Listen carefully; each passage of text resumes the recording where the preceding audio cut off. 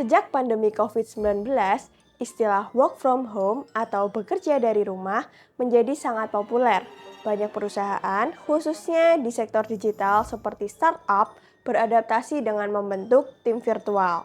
Menariknya, tren ini tidak berhenti setelah pandemi usai. Survei global pada tahun 2020 menunjukkan bahwa 70% pekerja lebih memilih untuk terus bekerja secara virtual, dan sebagian besar perusahaan menjadikan sistem ini permanen.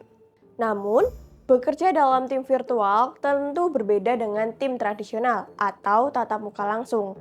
Tanpa interaksi tatap muka, bagaimana cara menjaga komunikasi, koordinasi, dan kekompakan tim? Dan yang lebih penting, bagaimana membangun tim virtual yang berorientasi solusi, bukan hanya sekedar menyelesaikan tugas. Sebuah penelitian yang dilakukan oleh Tri Astuti, Alvin Fadila Helmi, dan Bagus Riono menjelaskan bahwa pembentukan tim virtual dapat dilihat dari dua sisi, yakni preferensi organisasi dan preferensi pribadi. Dari sisi organisasi, beberapa perusahaan memang merancang sistem kerja virtual karena dinilai lebih efisien dan sesuai dengan karakter pekerja yang berbasis teknologi. Sementara dari sisi pribadi, sebagian karyawan merasa lebih fokus dan produktif ketika bekerja dari rumah, minim distraksi, dan tidak perlu menghabiskan waktu di perjalanan menjadi alasan utama. Agar pekerjaan tetap seimbang, pembagian tugas dalam tim virtual dilakukan secara adil.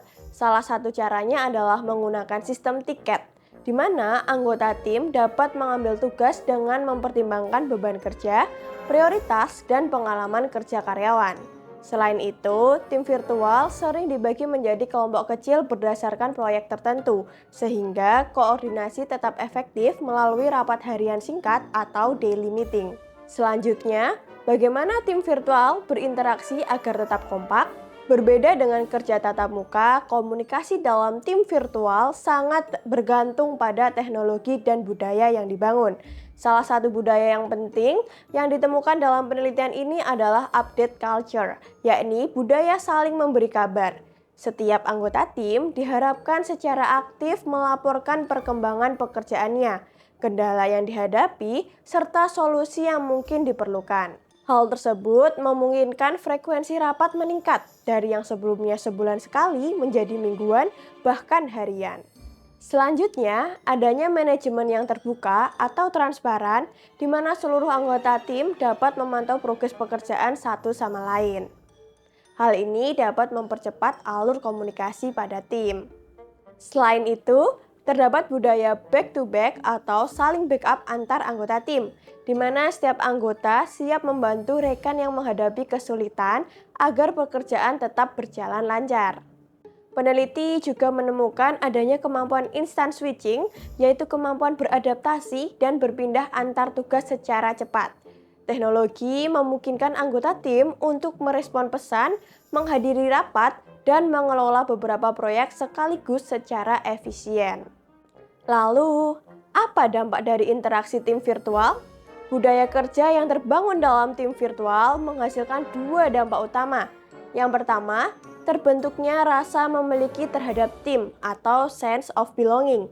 Meskipun terpisah jarak, anggota tetap merasa menjadi bagian dari kelompok yang solid dan saling mendukung.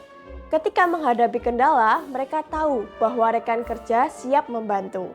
Kedua, meningkatnya efektivitas dan efisiensi kerja. Banyak partisipan penelitian menyampaikan bahwa bekerja secara virtual membuat mereka lebih fokus dan produktif karena waktu dan energi yang biasanya tersita untuk perjalanan dapat digunakan untuk menyelesaikan pekerjaan. Penelitian ini menunjukkan bahwa keberhasilan tim virtual tidak semata-mata ditentukan oleh kecanggihan teknologi, melainkan oleh sistem dan budaya kerja yang berorientasi pada solusi.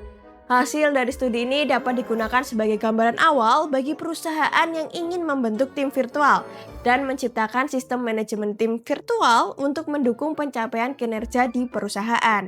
Jika kamu ingin mengetahui lebih dalam tentang hasil penelitian ini, kamu bisa membaca artikel lengkapnya melalui tautan di deskripsi video ini. Terima kasih.